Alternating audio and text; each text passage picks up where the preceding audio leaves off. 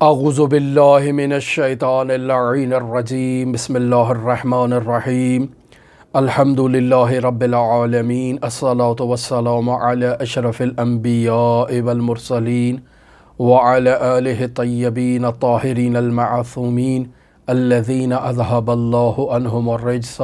وطہرہم تطہیرا اللہم صلی علی محمد وآل محمد اللہم اخرجنا من الظلمات الوہم واکرمنا بنور الفہم اللہم افتح علینا ابواب رحمتک وانشر علینا خزائن علومک برحمتک یا ارحم الراحمین اللہم وفقنا للعلم والعمل بہ۔ ہماری آپ کے ساتھ گفتگو مرجعیت عظمیٰ حضرت آیت اللہ العظمیٰ شیخ محمد تقی بہجت فومنی کے حالات زندگی، واقعات اور حکایات کے موضوع پر جاری تھی، اور ہم نے اپنی گزشتہ گفتگو میں اس مطلب کی طرف اشارہ کیا کہ مرحوم آیت اللہ بہجت رحمۃ اللہ علیہ نے سید علی آغا قاضی طباطبائی رحمۃ اللہ علیہ کے درس کو ترک کر دیا۔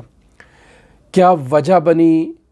کہ انہوں نے علی قاضی کے درس کو ترک کیا؟ اس بارے میں تفصیلاً بیان ہوا کہ خود آیت اللہ بہجت نے کبھی اس راز سے پردہ نہیں اٹھایا جسے علماء نقل کرتے ہیں کہ کسی نے ان کے والد بزرگوار کے حضور یہ خبر پہنچائی کہ آپ کے فرزند کی نشست و برخاست صوفیوں کے ساتھ ہے، لہٰذا والد نے اضطراب میں آ کر پریشانی میں اپنے فرزند کو ایسی محافل میں شرکت کرنے سے منع کر دیا۔ لیکن خود آیت اللہ نے جو مطلب بیان کیا وہ نماز تہجد سے متعلق ہے، اور پھر اپنی زندگی میں اس زمانے میں جب وہ آغا علی قاضی طباطبائی رحمۃ اللہ علیہ کے حضور شرفیاب نہیں ہوتے تھے، چند مسائل حائز اہمیت ہیں کہ انہوں نے نہ صرف یہ کہ نماز تہجد کو ترک کیا، کچھ مزید مستحبات کو بھی ترک کیا، حتیٰ کہ واجب نمازوں سے بھی وہ واجبات پر اکتفا کرتے تھے اور مستحبات کو ترک کرتے تھے۔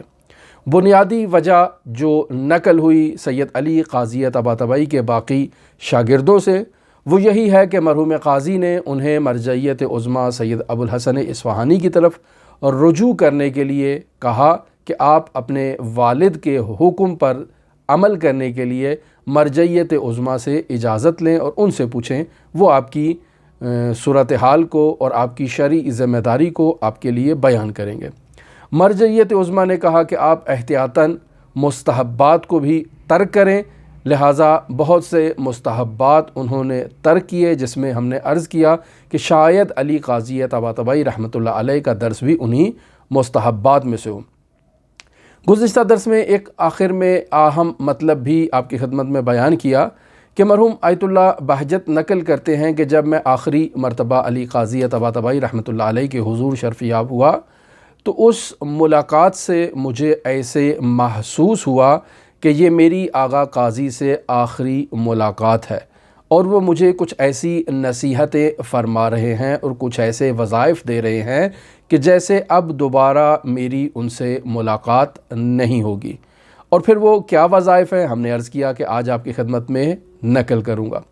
مقدمتاً اپنی گفتگو کو بیان کرنے سے پہلے میں ایک واقعہ آپ کی خدمت میں نقل کرتا ہوں جسے خود مرجعیت عظمیٰ آیت اللہ شیخ محمد تقی بہجت فومنی نے اپنے درس خارج میں بیان کیا۔ علم اصول کا درس خارج تھا اور 14 مئی 2009 کو انہوں نے اپنے درس میں اس واقعے کو نقل کیا ہے۔ فرماتے ہیں کہ حضرت آدم علی نبینا و آلہ و علیہ السلام ان کی عمر مبارک 1001 سال تھی، اور پھر ظاہر ہے کثیر اولاد تھے، بہت زیادہ ان کے بچے تھے، اور بچے بھی ان کی خدمت میں بہت زیادہ گفتگو، بہت زیادہ جو بچوں کی ایک عادت ہوتی ہے محفلیں لگانا، گفتگو کرنا، باتیں کرنا، شور شرابہ کرنا، لیکن والد بزرگوار خاموش مشاہدہ کر رہے ہیں، باتوں کو سماعت کر رہے ہیں، لیکن کسی کو جواب نہیں دے رہے۔ تو ایک روز بچوں نے حضرت آدم علی نبینا علیہ آلاف و تحیت و ثنا سے سوال کیا کہ بابا جان، ہم آپ کی خدمت میں بہت بحث و گفتگو کرتے ہیں، شور شرابہ کرتے ہیں، اور آپ بالکل خاموش ہماری باتوں کو سماعت کرتے ہیں، اور پھر آپ کوئی جواب ہمیں عنایت نہیں کرتے یا کوئی ایسی ہم سے گفتگو نہیں کرتے، اس کی کیا وجہ ہے؟ تو حضرت آدم علیہ نبینا و علیہ آلاف و تحیت وثنا نے کہا کہ جب مجھے جنت سے اس زمین میں لایا گیا تو حضرت جبرائیل نے مجھے اس بات کی طرف متوجہ کرایا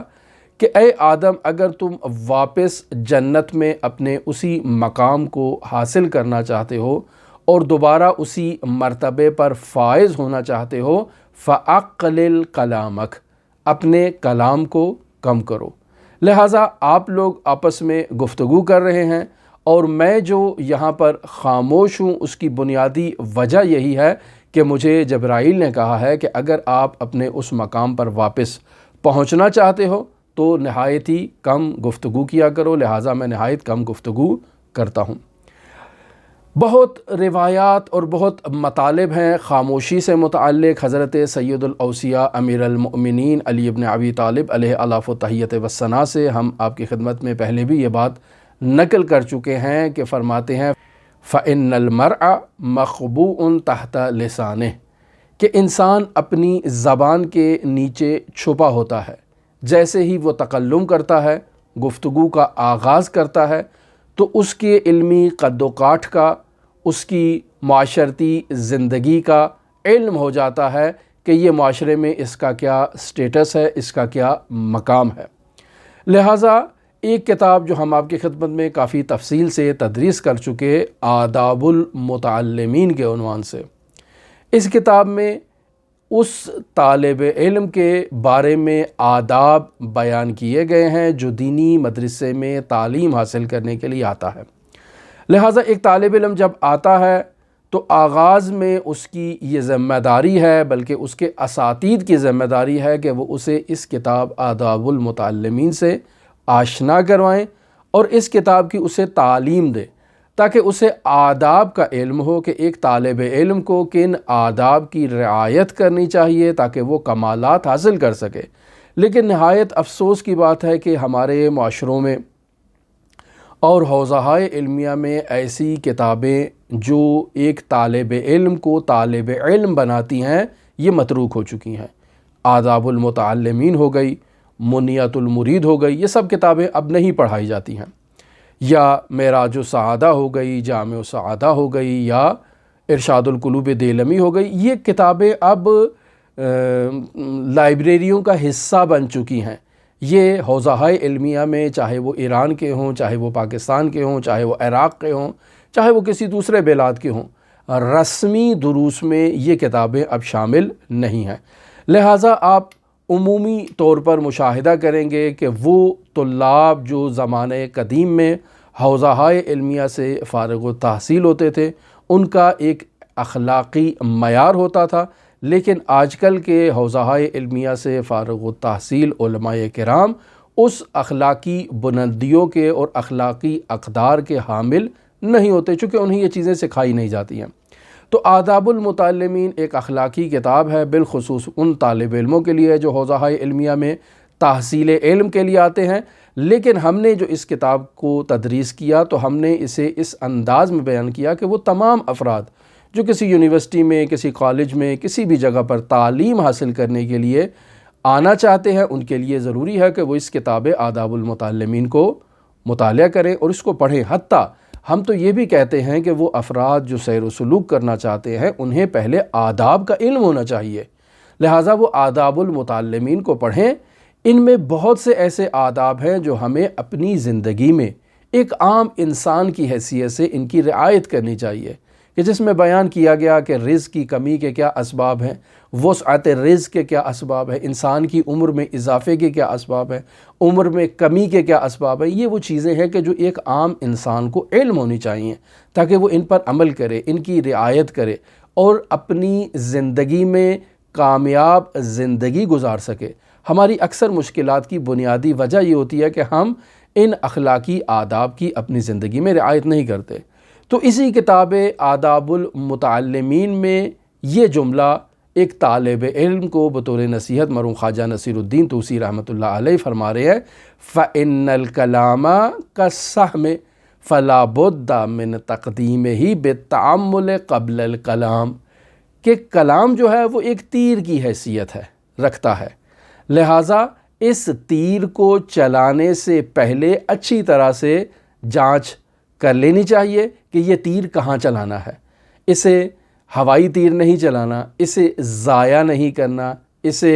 جو ہے وہ کسی بے گناہ تک نہیں پہنچانا، یعنی غیبت نہیں کرنی چاہیے۔ لہٰذا فَإِنَّ الْكَلَامَ كَالسَّهْمِ، کلام جو ہے وہ ایک تیر کی حیثیت ہے۔ آپ اس تیر کے نشتر سے کسی کو قتل بھی کر سکتے ہیں، کسی کی آبرو ریزی بھی کر سکتے ہیں، کسی کی زندگی تباہ کر سکتے ہیں، اور ہمارے معاشرے میں یہ چیزیں بہت کامن طور پر آپ انہیں مشاہدہ کر سکتے ہیں۔ لہٰذا مرحوم خواجہ فرما رہے ہیں فَلَا بُدَّ مِن تَقْدِيمِهِ، اس کلام کو اپنے لبوں سے جاری کرنے سے پہلے ضروری ہے بالتعمل قبل الکلام، یعنی کلام کرنے سے پہلے انسان تعمل کر لے۔ جیسے ہم اپنی زبان میں کہتے ہیں کہ پہلے تولو پھر بولو، یعنی انسان اپنی گفتگو کو جانچ کر لے، اس کا وزن دیکھ لے، پھر اپنے زبان سے ان الفاظ کو اور ان کلمات کو ادا کرے جنہیں اس نے ادا کرنا ہے۔ اب ہم آتے ہیں اپنی اصلی گفتگو کے اوپر کہ مرحوم آیت اللہ بہجت فرما رہے ہیں کہ میں جب آغا علی قاضی کی خدمت میں آخری دفعہ مشرف ہوا تو اس ملاقات سے مجھے ایسے محسوس ہوا کہ آغا قاضی رحمۃ اللہ علیہ مجھے کچھ ایسے اخلاقی وظائف دے رہے ہیں کہ گویا اب میں ان کی خدمت میں دوبارہ نہیں آؤں گا۔ وہ ایسے نایاب اور قیمتی درر تھے جو مرحوم قاضی رحمۃ اللہ علیہ نے آغا بہجت کو عطا کیے، اور در حقیقت علی قاضی طباطبائی رحمۃ اللہ علیہ کو علم تھا کہ مرجعیت عظمیٰ آغا قاضی رحمۃ اللہ علیہ کو ترک مستحبات کا دستور دیں گے، لہٰذا آغا بہجت رحمۃ اللہ علیہ کو اپنی زندگی میں مستحبات کا جو ہے وہ خاتمہ کرنا ہے تاکہ والد کی فرمائش پر اور والد کے حکم کی تکمیل ہو سکے اور اطاعت ہو سکے۔ اب کیا کیا جائے کہ آغا بہجت سے جو مستحبات ترک ہو رہے ہیں ان کا تدارک ہو، لہٰذا آیت اللہ بہجت رحمۃ اللہ علیہ کو مرحوم قاضی رحمۃ اللہ علیہ نے خاموش رہنے کا وظیفہ دیا۔ مرحوم آیت اللہ بہجت کی نجف اشرف میں یہ روٹین ہوا کرتی تھی کہ وہ اپنے روزمرہ زندگی کے کام بھی سکوت میں کیا کرتے تھے۔ کسی سے اگر کوئی کلام بھی کرنا ہو تو وہ کاغذ پر ان الفاظ کو اور کلمات کو تحریر کر کے مد مقابل تک پہنچا دیا کرتے تھے، یا اگر بازار سے کوئی سودا سلف لانا ہے تو خادم مدرسہ کو تحریر کر کے وہ رقعہ دے دیا تاکہ وہ بازار سے ان کے لیے متعلقہ چیز لا دے، لیکن زبان سے لب کشائی نہیں کرتے تھے۔ اس قدر سختی سے اپنے استاد بزرگوار علی قاضی طباطبائی رحمۃ اللہ علیہ کے دستور پر عمل کیا کرتے تھے۔ مرحوم قاضی رحمۃ اللہ علیہ کے ایک شاگرد تھے آیت اللہ اعلائی کے عنوان سے ان کا نام یہ تھا۔ یہ آغا بہجت کے پاس ان کے مدرسے میں تشریف لے جاتے ہیں تو دیکھتے ہیں کہ آغا بہجت اپنے کمرے میں موجود ہے لیکن ہم سے وہ گفتگو نہیں کر رہے ہیں، اپنے کاموں میں مصروف ہیں، اپنے مطالعے میں مصروف ہیں، اپنی تحقیقات میں، یا جو دوسرے امور ایک طالب علم کی روزمرہ زندگی میں روٹین لائف میں ہوتے ہیں، ان کاموں کو وہ انجام دے رہے ہیں لیکن ہم سے گفتگو نہیں کر رہے۔ تو آیت اللہ اعلائی کہتے ہیں کہ میں آغا علی قاضی طباطبائی رحمۃ اللہ علیہ کے حضور شرف یاب ہوا اور میں نے آغا بہجت کے اس طرز عمل کی شکایت کی اور انہیں کہا کہ ہم ان کے پاس تھے لیکن انہوں نے ہم سے گفتگو نہیں کیا اور ہماری طرف متوجہ بھی تھے لیکن ہم سے کلام نہیں کر رہے تھے، یہ کیا طریقہ کار ہے؟ تو آغا قاضی رحمۃ اللہ علیہ آغا اعلائی سے یہ کہتے ہیں کہ در حقیقت وہ آپ سے بہت کچھ کہہ رہے تھے اور بہت مقامات کی طرف آپ کو متوجہ کروانا چاہ رہے تھے آغا بہجت، اور وہ کلام یہ تھا کہ اگر آپ کسی مقام تک پہنچنا چاہتے ہیں تو سکوت اختیار کریں۔ یعنی آغا بہجت رحمۃ اللہ علیہ اپنی عملی سیرت سے دوسرے افراد کو بھی یہ تربیت کر رہے تھے کہ اگر آپ کسی جگہ پر پہنچنا چاہتے ہیں تو سکوت اختیار کریں اور خاموش رہیں۔ لہٰذا ہم نے عرض کیا کہ آیت اللہ بہجت کے والد بزرگوار جب تک قید حیات میں تھے آغا بہجت رحمۃ اللہ علیہ نے نہ صرف یہ کہ نماز تہجد نہیں پڑھی اور بھی بہت سارے مستحبات کو ترک کیا، اور جو ہم نے کل آپ کی خدمت میں عرض کیا تھا کہ آغا بہجت فرماتے ہیں کہ ان کے والد کو یہ گمان تھا کہ شاید نماز تہجد ہی وہ واحد راستہ ہے جس کے ذریعے سے اس مقام تک پہنچا جا سکتا ہے جس مقام کی طرف ان کے والد کو خطرہ تھا، خوف تھا، اور انہوں نے انہیں آغا قاضی کی خدمت میں جانے سے منع کیا یا مستحبات کی ادائیگی سے منع کر دیا یا جو کچھ بھی ہے۔ لیکن اور بہت سارے ایسے راستے ہیں جس سے اس مقام تک پہنچا جا سکتا ہے، اور وہ راستوں میں سے ایک بہترین راستہ یہی خاموشی ہے کہ انسان خاموشی اختیار کرے اور سکوت اختیار کرے۔ لہٰذا مرحوم آیت اللہ بہجت رحمۃ اللہ علیہ کی نجف اشرف میں یہ روش ہوا کرتی تھی کہ وہ اپنے مدرسے کے مین گیٹ سے باہر رفت و آمد نہیں کیا کرتے تھے، عقبی دروازے سے رفت و آمد کیا کرتے تھے تاکہ انہیں کوئی مشاہدہ نہ کرے۔ یقینی بات ہے کوئی انہیں دیکھے گا تو ان سے گفتگو کرے گا، ان سے کلام کرے گا اور تعارفات ہوں گے، لہٰذا عقبی دروازے سے باہر نکلتے تھے۔ اور دوسری روش یہ ہوا کرتی تھی کہ اپنے سر پر عبا لے لیا کرتے تھے، یعنی یہ عبا جسے ہم اپنے کندھوں پر لیتے ہیں، اسے آیت اللہ بہجت رحمۃ اللہ علیہ اپنے سر پر لے لیا کرتے تھے تاکہ کوئی ان کی طرف متوجہ نہ ہو کہ یہ کون سی شخصیت جا رہی ہے، اور وہ اپنے ذکر و اذکار میں مصروف رہیں۔ لہٰذا ہم نے خود آیت اللہ بہجت رحمۃ اللہ علیہ کو اس حالت میں دیکھا کہ وہ اپنے سر پر عبا رکھ کے اکثر اپنے گھر سے مسجد آیا کرتے تھے یا مسجد سے اپنے گھر کی طرف جایا کرتے تھے، اور مسلسل ان کی زبان ذکر خدا میں مصروف ہوتی تھی اور وہ ان اذکار کو ادا کر رہے تھے جو ان کی روٹین لائف میں ایک باقاعدہ حصہ تھے۔ یہی روش مرحوم علی قاضی طباطبائی رحمۃ اللہ علیہ کی خود کی بھی تھی، اور ہم ان کی زندگی میں تفصیلی طور پر اس مطلب کو بیان کر چکے کہ آیت اللہ سید محمد حسینی حمدانی یہ نقل کرتے ہیں کہ میں نے آیت اللہ علی قاضی طباطبائی رحمۃ اللہ علیہ کی زبان پر ایک سیاہ نشان دیکھا، لہٰذا میں نے ان سے اس کے بارے میں سوال کیا کہ یہ کیا چیز ہے، لیکن آغا علی قاضی طباطبائی رحمۃ اللہ علیہ نے مجھے اس کا جواب نہیں دیا۔ میں نے اصرار کیا اور ان سے کہا کہ آغا میں تربیت کی خاطر پوچھ رہا ہوں اپنے لیے کہ آپ کی اس زندگی میں اس سیاہ نشان کا اگر کوئی کردار ہے، کوئی ایسا راز ہے تو ہم بھی اسے اپنی زندگی میں اجرا کر کے اس سے سبق حاصل کریں، لیکن علی قاضی طباطبائی رحمۃ اللہ علیہ نے مجھے اس کے بارے میں نہیں بتایا۔ پھر ایک روز کہیں تنہائی میں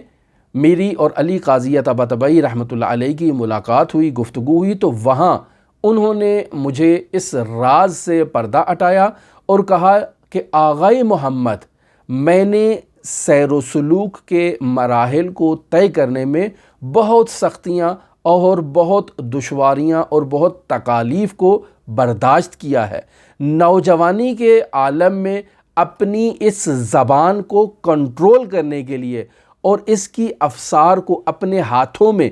لینے کے لیے میں نے 26 سال اپنی زبان کے نیچے پتھر رکھا ہے تاکہ یہ زبان میرے کنٹرول میں آ جائے اور میں اضافی گفتگو نہ کروں۔ لہٰذا اب آپ دیکھیں کہ حضرت آدم علیہ نبینا کو حضرت جبرائیل نے کہا کہ اگر آپ انہی اعلیٰ مقامات پر واپس لوٹنا چاہتے ہیں تو خاموشی اختیار کریں، یا امیر المؤمنین علی ابن ابی طالب علیہ الاف و تحیت و ثنا کا وہ فرمان ذیشان جسے ہم نے آپ کی خدمت میں عرض کیا کہ انسان اپنی زبان کے نیچے چھپا ہوتا ہے اور اس کے وزن کا زبان کے کھلنے سے علم ہو جاتا ہے، لہٰذا انسان کو یہ چاہیے کہ وہ اپنی زبان کو کنٹرول رکھے۔ لہٰذا حضرت سید الاوصیاء امیر المومنین علی ابن ابی طالب بھی فرماتے ہیں کہ اذا تم العقل نقص الکلام، یعنی انسان کی جیسے جیسے عقل بڑھتی جاتی ہے، کمپلیٹ ہوتی جاتی ہے، اس کی زبان کے کلام میں، گفتگو میں کمی آتی جاتی ہے اور پختگی آتی جاتی ہے۔ وہ کم بات کرے گا لیکن پختہ بات کرے گا، وزنی بات کرے گا۔ لہٰذا اگر سیر و سلوک میں اعلیٰ مقامات تک پہنچنا چاہتے ہیں، مدارج عالیہ کو طے کرنا چاہتے ہیں، تو عزیزان محترم یہ ایک بہترین راستہ ہے کہ اپنی زبان کو کنٹرول کیا جائے۔ ہم آپ کو نہیں کہہ رہے کہ آپ اپنی زبان کے نیچے کسی پتھر کو رکھ لیں، نہیں، ہرگز نہیں۔ یہ نہیں کہہ رہے کہ آپ اپنی روزمرہ زندگی میں گفتگو نہ کریں، اپنے گھر میں، اپنے عزیز و اقارب سے، اپنے معاشرے میں میل جول کے افراد سے نہیں گفتگو کریں، لیکن قلیل جو ضرورت کی بات ہے اس کو اپنی زبان پہ لائیں تاکہ غیبت سے اجتناب ہو سکے، لغویات سے اجتناب ہو سکے، محملات سے اجتناب ہو سکے، فضولیات سے اجتناب ہو سکے، تب انسان جا کر کہیں جو ہے وہ ملکوت کو مشاہدہ کرنے کی اپنے وجود میں صلاحیت پیدا کر سکتا ہے۔ ہماری دعا ہے کہ خداوند متعال ان نورانی معارف اور نورانی مطالب کو سمجھنے کی ہمیں توفیق عطا فرمائے، چونکہ اکثر لوگ ان مطالب کو سمجھنے سے عاجز ہوتے ہیں۔ ہم پہلے انہیں اچھی طرح سے سمجھ لیں، پھر ان کی حقیقت پر عمل کرنے کی کوشش کریں۔ ہماری دعا ہے کہ خداوند متعال حضرت صاحب العصر والزمان کے ظہور میں تعجیل فرمائے اور ہمیں حضرت کے اصحاب و اعوان و انصار میں شمار فرمائے۔ آپ تمام دیکھنے والوں کی خدمت میں حضرت امام محمد تقی علیہ السلام جن کی شہادت کا آج دن ہے، میں آپ کی خدمت میں تسلیت و تعزیت پیش کرتا ہوں، اور آپ تمام دیکھنے والوں کی جانب سے میں آج حضرت امام رضا علیہ السلام کی بارگاہ میں حاضر ہوا، اور میں نے وہاں آپ تمام کی جانب سے امام کی خدمت میں تعزیت اور تسلیت بھی پیش کی، اور آپ کی طرف سے نائب الزیارہ بھی رہا تھا، اور آئندہ بھی انشاءاللہ یہ کوشش ہوگی کہ جب بھی حضرت سامن الحجج علی ابن موسیٰ رضا علیہ الاف و تحیت و ثنا کی بارگاہ میں جاؤں تو آپ تمام کے لیے نائب الزیارہ بھی رہوں اور دعا گو بھی ہوں۔ اللہم صلی علی محمد و آل محمد وعجل فرج قائم آل محمد۔